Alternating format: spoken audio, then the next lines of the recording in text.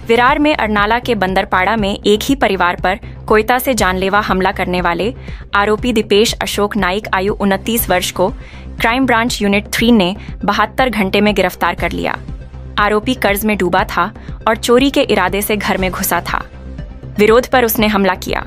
यह कार्रवाई पुलिस उपायुक्त अपराध संदीप डोईफोड़े और एसीपी मदन बल्लाल के मार्गदर्शन में पुलिस निरीक्षक शाहूराज रणवरे व उनकी टीम, API Suhas Kamble, PSI Ramchandra Patil, cyber cell सहित ने की। 500 से ज्यादा सीसीटीवी फुटेज खंगालकर आरोपी तक पहुंच बनाई। इस त्वरित कार्रवाई ने पुलिस की कार्यकुशलता और जनता के भरोसे को मजबूत किया है। आरोपी आपण अटक करण्यात आले, काय नेमका प्रकार आहे, कशा प्रकारे? अर्नाळा पोलीस स्टेशनमध्ये एक 6 तारखेला घटना घडली होती। त्याच्यामध्ये 52 वर्षीय एक महिला आहे। त्याच्या घरामध्ये एका इसमाने घुसून धारदार शस्त्राने त्या महिलेला आणि त्याचे वयोवृद्ध आईवडिलांना मारहाण केली होती गंभीर। त्या प्रकरणी अर्नाळा पोलीस स्टेशनला गुन्हा दाखल होता।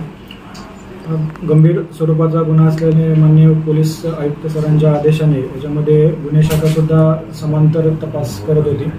घटनास्थळाच्या आजूबाजूचे सीसीटीव्ही फुटेजेस आणि इतर टेक्निकल अनालिसिसच्या मदतीने गुन्हे शाखा युनिट 3 यांनी सदर गुन्ह्यामध्ये सहभागी असलेल्या एका आरोपीला काल ताब्यात घेतला आहे आणि त्या आरोपीने सदर गुन्ह्याची कबुली दिलेली आहे।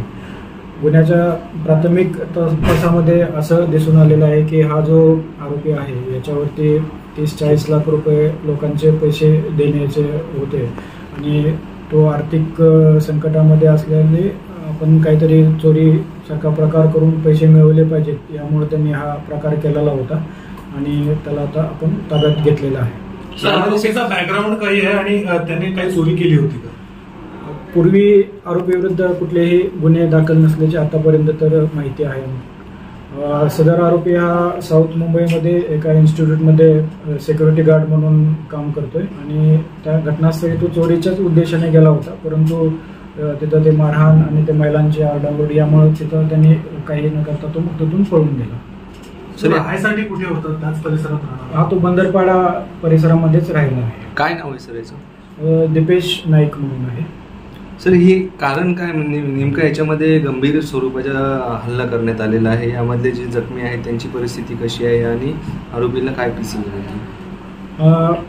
यामध्ये जे 3 लोक घरामध्ये होते त्यांना गंभीर स्वरूपाची दुखापत आहे, त्यांच्यावरती उपचार चालू आहेत। दुसरं म्हणजे हा आरोपी चोरी करण्याच्या उद्देशानेच गेला होता, परंतु अचानक ते महिलांचे आरडाओरड आणि प्रतिकार याच्यामुळं चोरी न करता मग ते तिथून तो घाबरून पळून गेला। सर याला कशा पद्धतीने आपण पकडण्यात आलेला आहे? कारण घटना होऊन कालांतर उलटल्यानंतर देखील आपल्यासमोर एक कडवं आव्हान होतं आणि त्यानंतर आपण तपास करून आरोपीला बेडे ठोकलेले। घटना ठिकाणच्या आजूबाजूचे आपण सीसीटीव्ही फुटेजेस आपण चेक करत गेलो। बऱ्याच ठिकाणी आपल्याला ब्लाइंड स्पॉट होते, परंतु क्राईम ब्रांच युनिटचे टीम आहेत त्या वेगवेगळ्या डायरेक्शनने वर्कआउट करत होत्या आणि याच्यामध्ये आपल्याला पुढं एका मोठ्या अंतरावरती गेल्यानंतर हा आरोपी लोकेट झाला होता। तिथून त्याचं व्हेकल लोकेट केलं आपण आणि मग तो कुठल्या ट्रेन रूटने आला असेल वगैरे हे पुढं अनालिसिस करत करत आपण त्याच्यापर्यंत पोहोचलेलो आहे। कुठून पकडलेले सर? हा सध्या साऊथ मुंबईमध्ये ज्या ठिकाणी कामाला आहे तिथून त्याला रात्री ताब्यात घेण्यात आलं। भाड्याने राहत होता? नाही, इथून अपडाऊन। सर याच्यामध्ये अजून काही आरोपी आहेत का? नाही, सध्या तरी गुन्ह्यामध्ये एकच आरोपीचा सहभाग दिसतोय।